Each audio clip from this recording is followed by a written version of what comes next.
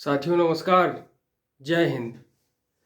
साथियों, भारत में जब जब भी महिलाओं के सशक्तिकरण की बात होती है तो महान वीरांगना रानी लक्ष्मीबाई की चर्चा वहाँ पर जरूर होती है।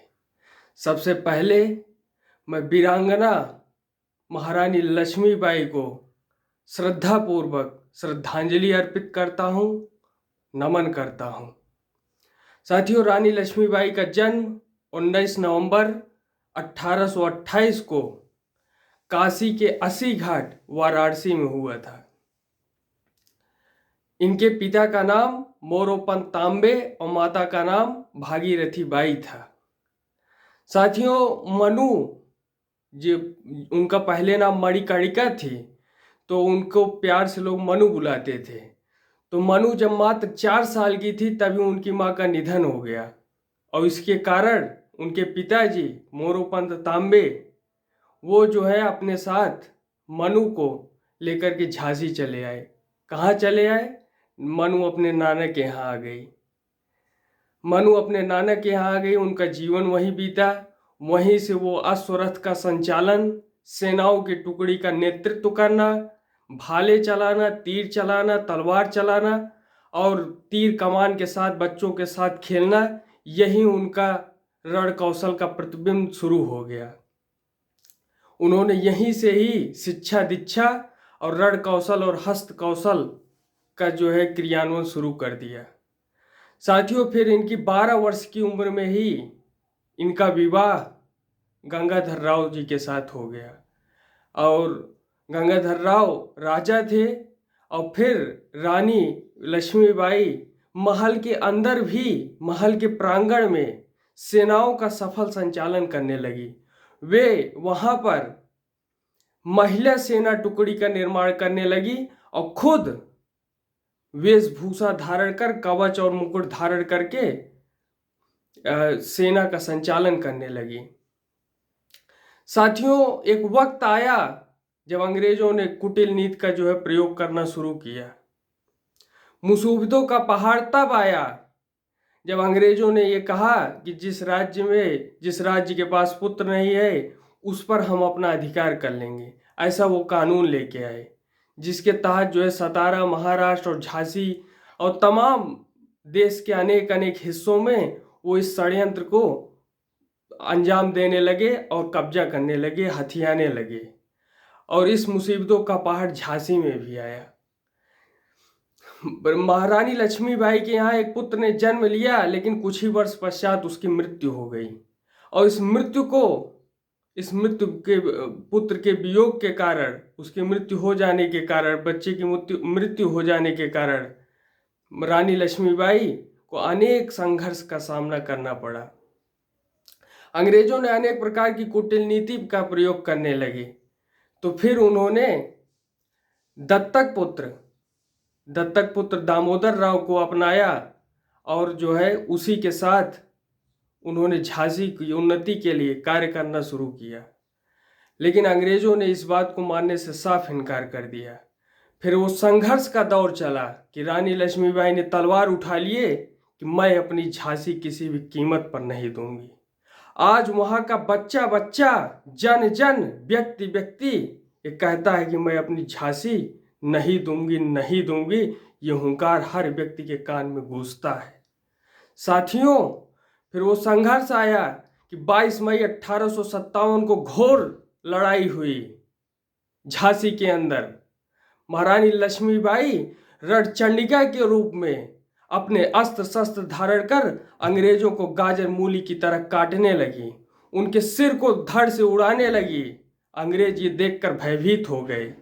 साथियों, लेकिन 22 मई 1857 को क्रांतिकारियों को कालपी छोड़ करके ग्वालियर जाना पड़ा। फिर 17 जून को प्रचंड युद्ध हुआ। रानी लक्ष्मीबाई के भयंकर प्रहारों से अंग्रेजों को पीछे हटना पड़ा। लेकिन रानी लड़ते एक वक्त आया कि सोन रेखा नाले का नाम है, वहां सोन रेखा नाला आ गया, जिसके कारण रानी के घोड़ा उसे पार नहीं कर पाया और वहां पर जो ह्यूरोज नाम का एक अंग्रेज अधिकारी था, उसके इशारे पर अंग्रेजों ने उन पर हमला किया, जिससे उनके शरीर का दाहिना हिस्सा पूरी तरीके से कट गया और उनकी आंखें बाहर निकल आई। इसके बावजूद भी वो लड़ती रही और अंग्रेजों का काम तमाम कर दिया। इसके बाद वो बाबा गंगादास की कुटिया में महारानी लक्ष्मीबाई गई। बाबा गंगादास ने उनकी खूब सेवा की और इसके बाद रानी लक्ष्मीबाई का शरीर जो पूरे रक्त से लहूलुहान हो गया था, वहाँ पर महारानी लक्ष्मीबाई, वीरांगना लक्ष्मीबाई ने अपने जीवन की अंतिम सांस ली। वहीं पर उनका देहांत हुआ। बुंदेलो हरबोलों के मुख हमने सुनी कहानी थी, खूब लड़ी मर्दानी वह तो झांसी वाली रानी थी। साथियों, राष्ट्र रक्षा समर्पण पर्व पर झांसी की धरती से उठने वाले देश के सशक्त और मजबूत बनाने का निर्णय लिया गया। पहले हमारे देश की तुलना, ये कहा जाता था कि हमारे देश में हथियारों जो उपकरण बनते हैं उसे जो है खरीदा ही जाता है, उसका जो है किसी भी प्रकार से यहाँ बनने की प्रक्रिया नहीं है। लेकिन झांसी की धरती से ये आवाज़ उठी कि हमें मेक इन इंडिया और मेक फॉरवर्ड की दिशा में आगे बढ़ना है। हमें ऐसे 200 उपकरणों को प्रतिबंध लगा देना है कि हम इसे बाहर से नहीं खरीदेंगे। मेक इन इंडिया के तहत झांसी के अंदर ही हम इसको बनाएंगे। ये बहुत ही बड़ा निर्णय लिया गया झांसी की धरती पर। साथियों, दूसरा बड़ा निर्णय, झांसी की धरती से missile company Bharat dynamics limited के तहत 400 करोड़ के प्लांट का शिलान्यास हुआ, जिसके तहत हमारे युवा भाइयों को बहुत ही रोजगार की सुविधा वहाँ मिलेगी, रोजगार के नए नए अवसर पैदा होंगे। साथियों, झांसी की धरती से ही लाइट कॉम्बैट हेलीकॉप्टर का मॉडल वायुसेना को सौंपा गया। लाइट कॉम्बैट हेलीकॉप्टर जो 16,500 फीट की ऊंचाई को माप सकता है, हवा में अपनी शक्ति को प्रदर्शित कर सकता है, ऐसी ताकतवर मिसाइल को हमारे वायुसेना को सौंपा गया।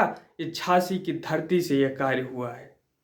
साथियों, इसी के साथ ही 100 सैनिक स्कूल को खोलने की तैयारी हुई, जिसमें से खुशी की बात यह है कि 35 सैनिक स्कूल इसी सत्र से खुल जाएंगे, जिसमें छात्र छात्राएं पढ़ेंगी और महारानी लक्ष्मीबाई की तरह भारत की बेटियां भी आने वाले देश की जिम्मेदारियों को अपने मजबूत कंधों पर उठा सकेंगी। ये देश की धरती, झांसी की धरती से यह काम संभव हो पाया है। मैं तीर्थस्थली वीरों की, मैं क्रांतिकारियों की काशी, मैं तीर्थस्थली वीरों की, मैं क्रांतिकारियों की काशी, मैं हूँ झांसी, मैं हूँ झांसी, मैं हूँ झांसी, मैं हूँ झांसी।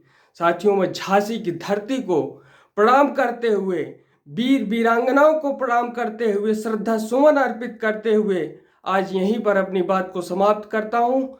धन्यवाद। जय झांसी, जय हिंद।